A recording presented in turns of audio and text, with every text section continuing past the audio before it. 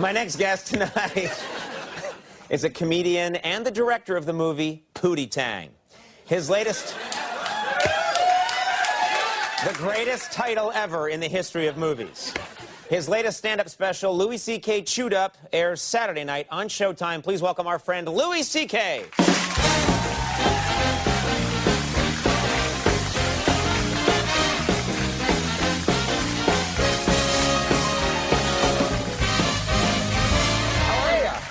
Good. You look good?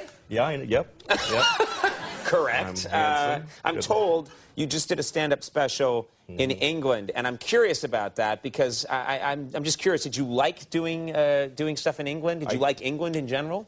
I did. I mean, some people in England are, like pink-faced, miserable people. Right. But they are. Yeah. We have those here too. But you know what I liked about England was the coins. Like a pound is a coin. It's not a bill like we spend here. And I like spending a coin.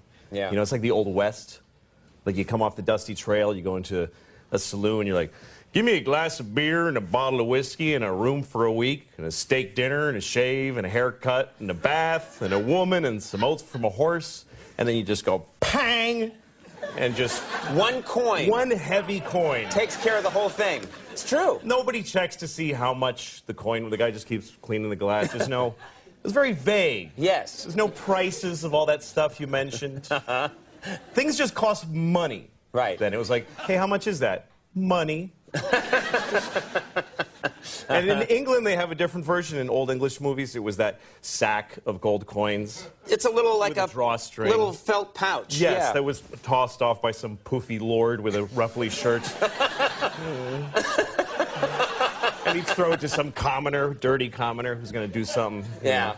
Follow the girl and gets me a goose and a shovel and 2 reliable men. So she said, this ought to do it. Nah. And the guy's like, oh, thank you, sir, He didn't look through it and go like, that's actually only enough for the shovel. He didn't give me that much, It's a lot of trust back then, yeah. Those were simpler times, I think. I just feel like we may be going back to that, by the way. But in a way, good, because when I read things like the foundations of capitalism are shattering, I'm like, maybe we need that. Maybe we need some time where we're walking around with a donkey with pots clanging on the sides. You think that would just bring us back to reality? Yeah, because everything is amazing right now, and nobody's happy. Like, in my lifetime, the changes in the world have been incredible. When I was a kid, we had a rotary phone. We had a phone that you had to stand next to, and you had to dial it. Yes. You realize how primitive... You're making sparks in a phone, and you actually would hate people with zeros in their numbers because it was more... It's like, oh, this guy's got 2 zeros. Screw that guy. Why do I want to... Yeah. And then if they called and you weren't home, the phone would just ring lonely by itself. And then if you wanted money, you had to go in the bank for when it was open for like 3 hours. You had to stand in line, write yourself a check like an idiot.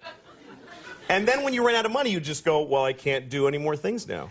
Right. I can't do any more things. That's it, yeah. That was it. And even if you had a credit card, the guy would go, ugh, and he'd bring out this whole shunk, and he'd write, he'd have to call the president to see if you had any money. And it's all true, kids. You had to call the president, yeah. It was ridiculous. Yes. Do you feel that we now, in the 21st century, we take technology for granted? Well, yeah, because now we live in an amazing world, and it's wasted on the crappiest generation of just spoiled idiots that don't care, because this is what people are like now. They got their phone, and they're like, it won't... Give it a second! It's going to space! Can you give it a second to get back from space?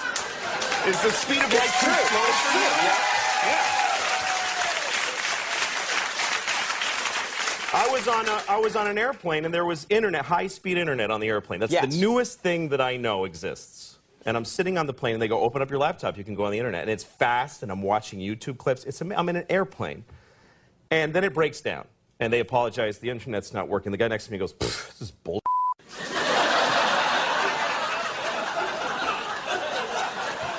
Like, how quickly the world owes him something he knew existed only 10 seconds ago. Right. And on planes,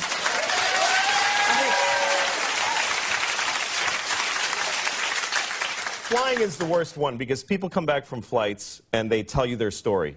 and it's like a horror story. They act like their flight was like a cattle car in the 40s in Germany. That's how bad they make it sound. Right. They're like, it was the worst day of my life.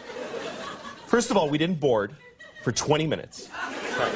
And then we get on the plane, and they made us sit there on the runway for 40 minutes. We had to sit there. Oh, really? What happened next? Did you fly through the air incredibly like a bird? Did you partake in the miracle of human flight, you non-contributing zero that you got to fly? You're flying!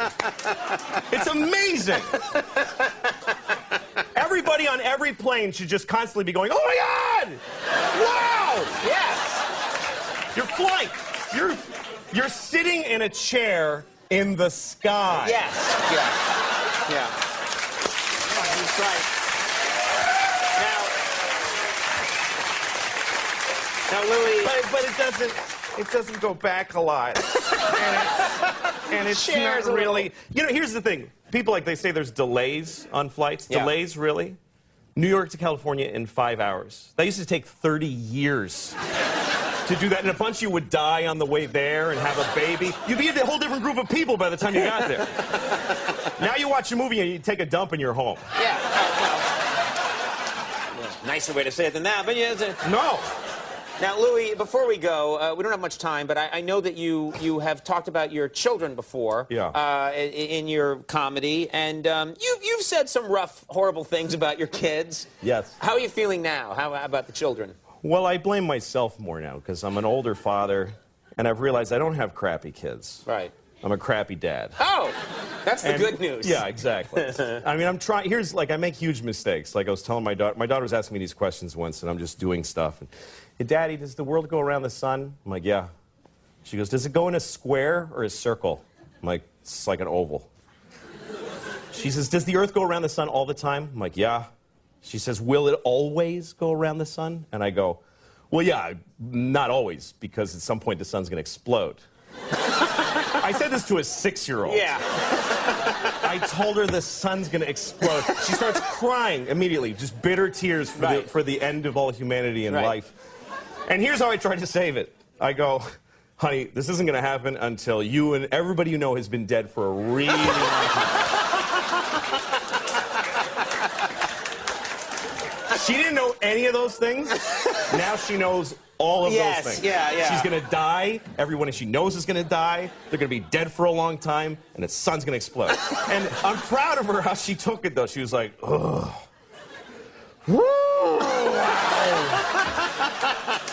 Guess I'll go play. Yeah, shake that off. Till I die. Louis C.K. Chewed Up premieres Saturday at 11 on Showtime. And you can get Louis on his national theater tour, Louis C.K. Hilarious. And you are hilarious always. Thank you very much. Louis C.K. We'll be right back. Department of Eagles. Stick around.